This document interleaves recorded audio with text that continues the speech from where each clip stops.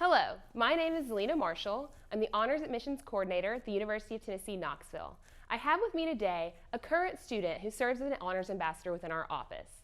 My name is Brett Berry. I am a sophomore studying political science in the Chancellor's Honors Program from Nolensville, Tennessee. Brett and I will talk with you today about the different enhancement opportunities that you have through the University of Tennessee, Knoxville by joining the Honors and Scholars programs. We do have 4 discrete programs here at the University of Tennessee, Knoxville, but some of the shared opportunities among them are involved in our enrichment areas. And so we do have 5 core enrichment areas at the University of Tennessee, and those are curiosity, culture, campus, community, and connection. The first enrichment area is curiosity. This is really designed to help you enhance your intellectual and academic experience here at the University of Tennessee. And so what it will ask you to do is go engage in intellectual opportunities beyond the classroom. And so this might look like faculty lectures, it might look like getting involved with our Office of Undergraduate Research, it might look like going on to lead things like the undergraduate student journal called Pursuit that many of our honor students have participated in before. And additionally, you might find different internship opportunities while you're here at the university. I'm going to send it over to Brett so he can talk to you a little bit about his favorite curiosity event that he's attended. So one of my favorite curiosity events that I was able to attend was a faculty lecture from a visiting professor from Harvard. He was able to speak to us about race, religion, and democracy in the Middle East, and it really allowed me to kind of expand my horizon about issues that I really hadn't been able to consider yet, and it really tied into some of the coursework I was doing. Our second enrichment area that we have is the enrichment area of culture. And this enrichment area is really designed to help you develop the intercultural competency skills that you're going to need to succeed in the globalized world that we live in. This enrichment area includes activities such as attending events at the iHouse that we have here on campus, which is a great resource both for international students and for domestic students to go and learn more about cultures that are different from them. We also have some opportunities to culturally immerse yourself by studying abroad exclusively with the Honors and Scholars programs.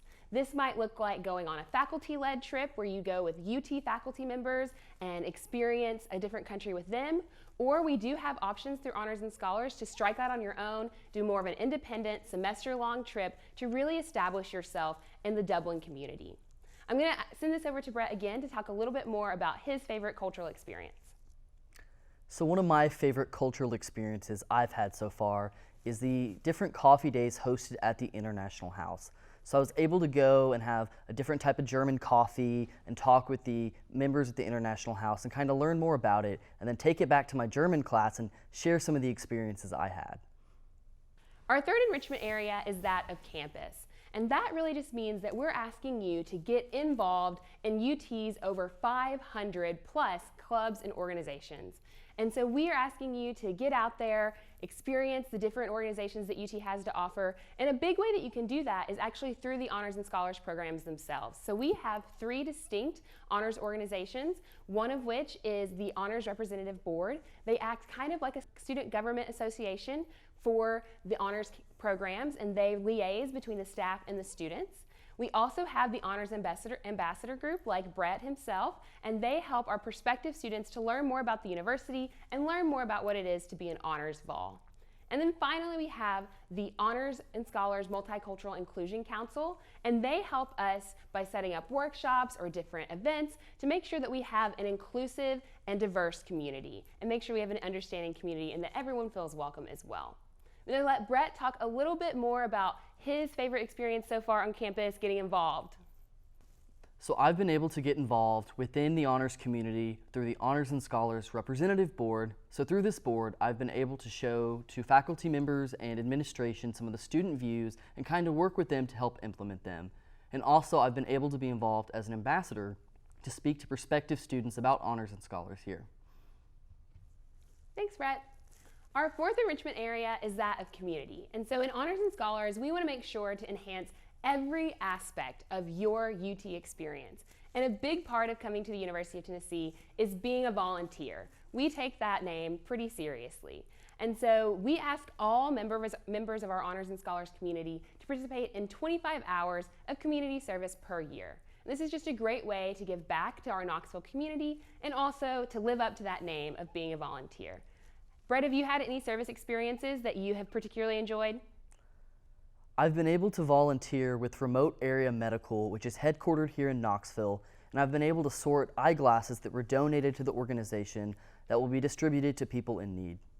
Our final enrichment area is that of connection. And this is where the Honors and Scholars programs try to connect you with various resources across campus and make it as easy as possible for you to get engaged and involved in different types of enrichment experiences that are offered outside of our office. And so a great example of this is our partnership with the Center for Career Development on campus. And so they work really hard to help connect students to different businesses, different sources of employment, to help students figure out what might their job be. And we regularly host workshops with them, like resume workshops, like writing workshops for your things like cover letters or personal statements for grad school. And that way you have easy access. You can just go on to your Honors Canvas page and sign up for the workshop right there and then. Brett, have you had any experience with them? Yes, I have. I've been able to work with the Center for Career Development at a resume workshop, so I was able to bring in my resume, and they were able to give me some tips and critiques on it so I can improve my resume. So now that we've talked a little bit about the similarities between our programs, I want to speak a little bit about the differences between them. So regardless of which program you're in, you are going to be asked to engage in every one of our enrichment areas. But our differences really lie in the academic comparison of our 4 programs.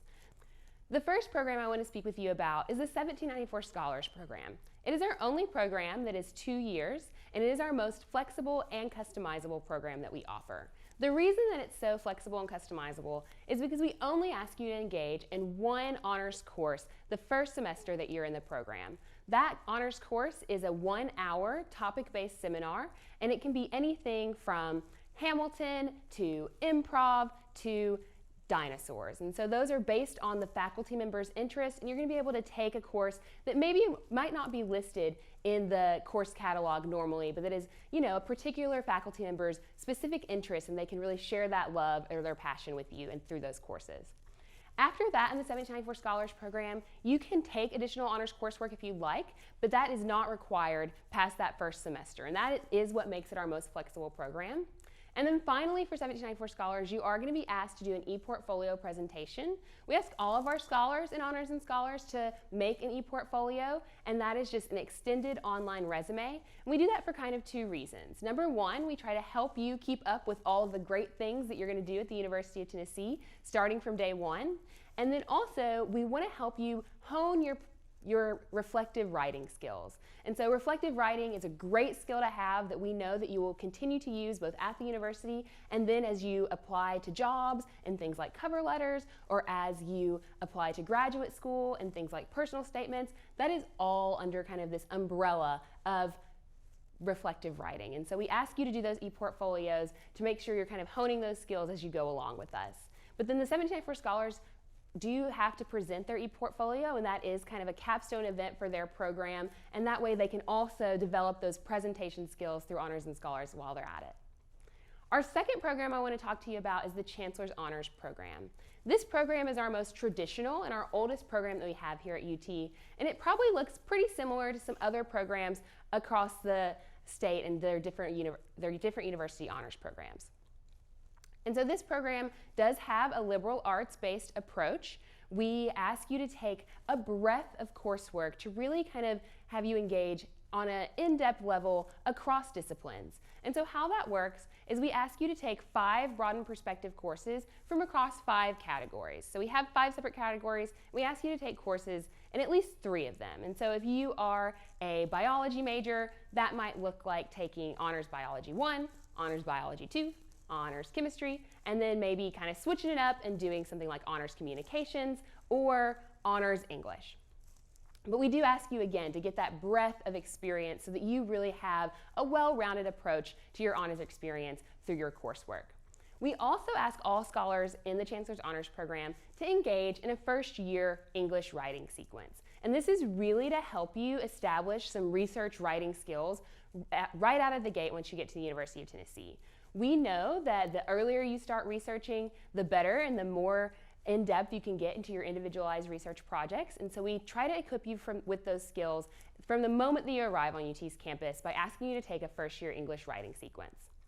Finally, the Chancellor's Honors Program will ask you in your final year to write a thesis or capstone project. And a thesis or capstone project is just a fancy way to say that we're going to ask you to do some independent academic work. We will help you to find a faculty mentor to work with, and then we will ask you to develop your own individual academic project so that you can explore and take a deep dive into your academic interests before you leave the University of Tennessee.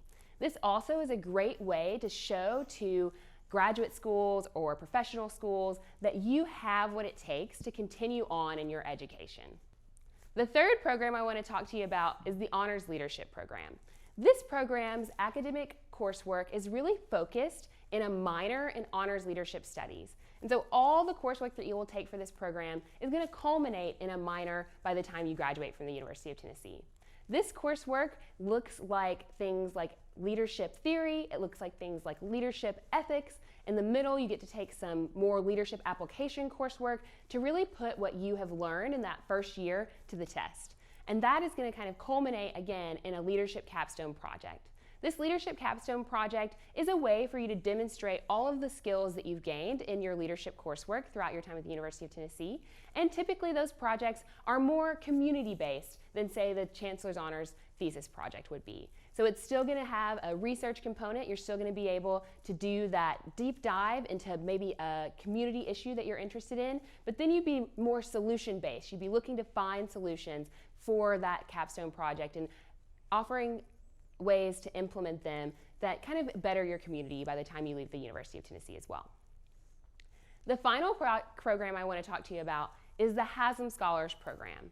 This is our most selective honors program. It does only accept 15 students per year, and it is focused on developing Tennessee's leaders of tomorrow. And so we are really looking for students who are both interested in an academic challenge and also interested in developing their leadership knowledge in order to be more involved in the Tennessee community. And so what the coursework for this program is going to look like is going to be exclusively coursework in your major. You're going to work very closely with our assistant director for this program to develop a schedule and co-create a schedule that works for you. And so that will be, if you are a chemistry major, you're going to have a lot of honors chemistry coursework. If you're an engineering major, a lot of engineering coursework. An English major, a lot of English coursework, so on and so forth. And so that will be kind of up to you and the assistant director for this program and how you choose to co-create your experience for that. In addition to that honors coursework in your major, where you'll be able to dive deep academically, we are also going to ask you to take some leadership-based seminar courses in this program. And those are going to be with the other 14 members of your cohort. And so that is going to expose you to the different ideas about leadership that are currently happening in the state of Tennessee. You're going to get to talk about the philosophy of leadership, about leadership in government, about leadership in business, and you're going to be exposed to some of Tennessee's greatest leaders that are happening right now. We are also going to ask you in this program to cap off your experience with a senior thesis project. And in order to prepare you for that, we do ask you to do a literature review in advance of your senior thesis project. And that just means that you gather all of your sources, you're able to kind of have a well-read experience before you dive deep into that further research and before you start having your independent process. These are also paired with a faculty mentor, and so you're not out there on your own. We are right there with you, helping you to kind of develop your ideas and develop that project as well. This program does additionally come with a funded study abroad opportunity, so they have access to all of the honors and scholars study abroad opportunities that I mentioned before, but they also have access to this funded study abroad opportunity that they will do as a cohort after their second year.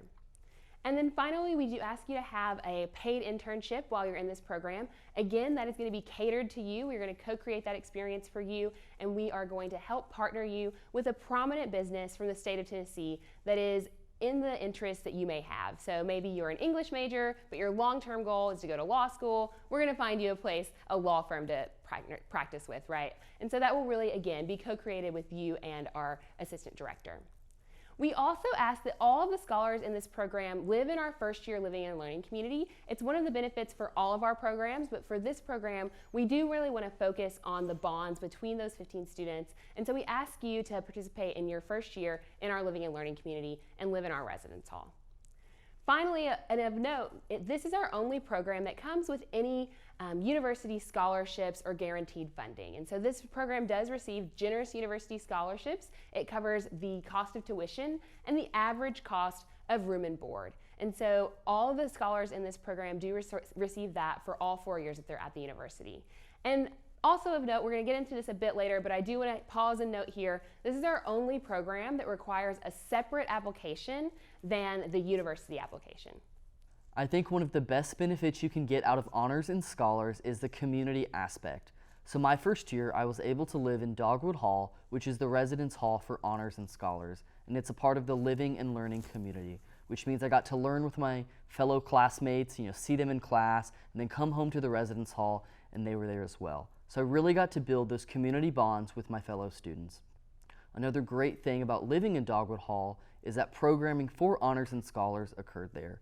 So I could go to seminars there, we would leave for volunteer projects from there, and I really just got to be engaged in the honors experience. Another great thing about being in honors and scholars is priority registration, which means that when it comes time to make your schedule, you help get priority over other students before they get to register. And this is really helpful when you're trying to make your schedule and avoid some of those 8 a.m.s. Another really great thing about being in honors and scholars is the academic coaching, which helps you kind of find some of your strengths and build on those. So I was able to work with an honors coach to work on some of my personal strengths and find coursework that matched, what I was interested in and what my strengths were, but also find some of my weaknesses and take courses that could help me, build up on those so I could turn those also into my strengths. So now I want to talk a little bit about how to qualify for the Honors and Scholars programs. We've heard all about the great things that you can do in Honors and Scholars, the different aspects of each program, and now I just want to touch a little bit on how you get in. And so we do have some minimum criteria to qualify to join the Honors and Scholars programs. And for the first 3 programs I spoke about, the 1794 Scholars, Chancellor's Honors, and Honors Leadership programs, we do have a minimum weighted core GPA of a 3.8 or higher, and then a minimum super-scored ACT of a 28 or higher. For the Haslam Scholars Program, we have a minimum weighted core GPA of a 4.0 or higher, and a minimum super-scored ACT of a 31 or higher. That minimum weighted core GPA is going to be the one that UT already calculates for you, and you can see more about that on UT's Apply website. And that super score is just the top components of each element of your ACT from all the times that you've taken it. We want to give you your best shot at joining Honors and Scholars. Honors and Scholars is also considering students who apply to the University of Tennessee test optional. We have worked really hard to look at your applications and come up with a replacement for your ACT score so that all scholars who apply can be considered for Honors and Scholars. If you're applying test optional, just take a look at our minimum weighted core GPA because those will kind of be the same for students across the board. The application process for the Honors and Scholars programs is really simple this year. You just begin the application to the University of Tennessee. Somewhere in there will be a box that says, would you like to be considered for Honors and Scholars? And you just select yes. And then for those first 3 programs that I talked about, the 1794 Scholars Program, the Honors Leadership Program, and the Chancellor's Honors Program, you will select from among those, and then your application to the university will be read for our Honors and Scholars process. If you submit your application to UT by our early action deadline, you will actually receive notification of your honors status by mid to late December. If you cannot make that University of Tennessee early action deadline, those 3 programs I just spoke about do accept applications into the spring. The Haslam Scholars process is a little bit different. Like I noted on that slide, we do have a separate application for that program. So what you're going to do is you're going to just do those same steps I just listed for the first 3 steps for the University of Tennessee in the General Honors application process. And then you need to complete that by November 2nd. So for the Haslam Scholars process, you do have to complete your application to UT and select that yes, you would like to be considered for Honors and Scholars by the early action deadline of November 2nd. Then, if you qualify, if you meet that 4.0 and the 31 or the test optional equivalent, you will receive an email that says, congratulations, you've qualified to apply for the Haslam Scholars Program. From there, in that email, there will be a link to complete an additional essay, just the one additional essay, and then you will also need to complete the competitive scholarship application for the university. You need to do all of that by December 15th and submit all of those materials, both your additional essay and the competitive scholarship application, and then you'll be good to go for the Haslam Scholars process. I just want to say thank you for joining us on our presentation today. Like I said, my name is Zelina Marshall. I was joined today by our ambassador, Brett Berry, and our contact information is on the screen so that you can reach us by email or by phone. We also have other honors ambassadors within our programs, within the different programs. So Brett was in the Chancellor's Honors Program, but we also have ambassadors from 1794, from Honors Leadership, and from Haslam Scholars. If you'd like to reach out and talk to a student in the program that you're thinking about joining, I'd be more than happy to connect you with them, and I hope you have a great day, and go Vols!